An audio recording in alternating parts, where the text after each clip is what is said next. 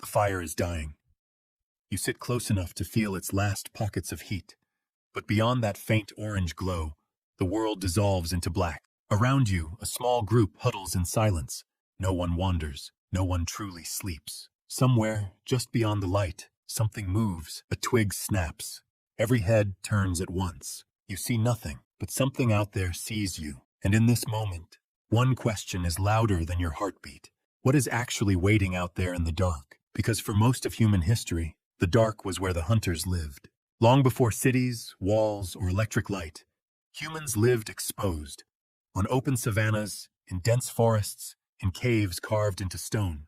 We were never the strongest animals, not the fastest. And when the sun dropped below the horizon, the world didn't just get quiet. It became hostile. Our eyes struggle in low light. Our bodies are slow and fragile. No claws, no armor. Worst of all, we sleep deeply, leaving children and elders exposed. So when night fell, the advantage shifted, away from us, and straight into the jaws of the predators who owned the dark. What we now call fear of the dark wasn't a cute quirk. It was a survival tool, a built-in alarm screaming, stay close, stay alert, stay alive. Because for our ancestors, the hours after sunset weren't empty. They were prime hunting time for the things that saw us as food. Start with big cats, lions, leopards, and their ancient relatives, stalking humans in Africa and Eurasia. These hunters are built for night. Soft paws, hidden bodies, eyes tuned to starlight. They don't announce themselves. They erase you. Picture this. Your group settles near a stand of trees, the fire low and crackling. The night feels strangely calm. No roaring, no snarling. Then, in a single quiet moment, a shape slips from the dark. One of you is there, and then simply not. No warning. No scream you can follow. Just absence and the memory of eyes in the grass. That feeling you get, that something is watching from just beyond the light, isn't a random nightmare. It's the echo of predators that learn to use darkness like a weapon. Now imagine hyenas. Not one hunter, but many. Ancient hyenas and their relatives roamed Africa and Eurasia, scavenging and hunting our ancestors. They didn't always hide. They tested, circled, laughed in the night where you couldn't see them. You're half asleep when you hear it. Distant whooping calls rising and falling in the dark. Shapes gather at the edge of the firelight. Not one pair of eyes, many, blinking in and out of view. The dark isn't hiding a single threat anymore. It's full of them. That tightness in your chest when you feel watched from all sides on a lonely street, that's not just city anxiety. It's a very old program, written in nights when a pack could rush the camp from every direction at once. Fear taught us. Survive by sticking close together. Now picture walking at dusk, the light fading and colors draining away. On the ground ahead, a fallen branch lies across your path.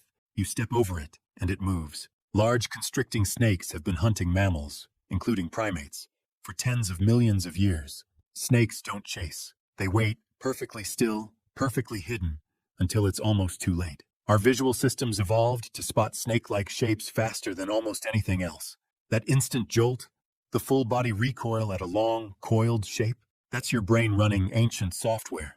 Even when it's just a hose or a cable on the floor, your heart spikes before your logic kicks in. That's the amygdala, your fear center, reacting before conscious thought. It doesn't wait to be sure, because for your ancestors, better safe than sorry often meant better alive than dead. Water was life, rivers, lakes, muddy banks, but in many places, it also meant crocodiles, ancient ambush predators that have changed very little over millions of years. You kneel to drink. The surface is smooth, quiet. You see your reflection, not the danger beneath it. Then the water explodes. A surge of muscle, teeth like knives, and you're dragged under before you can shout. There's no time to decide if that splash was just the wind. That dread of dark water, of something grabbing your leg from below, is a memory written in our survival history. Over thousands of generations, those who shrugged off noises in the dark, ripples in the water, eyes in the bushes, died more often. The ones who startled easily, who stayed close to fire and company, survived to have children. Fear literally filtered who got to pass their genes on. Deep inside your skull, the amygdala acts like a smoke alarm. Small, fast, and not very subtle. It reacts to threat before you have a clear picture. That's why your pulse jumps in a dark hallway or in a forest at night, long before you could explain what you're afraid of. Our horror stories cluster around darkness, forests, caves, deep water, isolated places, because those are where real predators used to wait. Shadows feel alive because, for most of our history, they were. Your irrational fear is often just an overcautious ancient brain trying to keep you breathing. As language and culture evolved, These very real hunters blurred into myths. Big cats turned into night demons with glowing eyes. Snakes became great serpents and dragon-like spirits. Crocodiles and river predators became monsters that live just below the surface of our stories. Across the world, stories emerged of beings that stalk at night, drag people into the water, or watch silently from the trees. The names change from culture to culture, but the shapes are familiar. Eyes in the dark, claws at the edge of camp, something waiting where you can't quite see. Were the monsters real? Not in the supernatural sense, but the emotional core behind them, pure survival fear, was absolutely real. Myths are like distorted memories of actual predators, stretched by imagination, but rooted in life and death experience. So we return to the fire. The glow is shrinking. The dark is pressing in.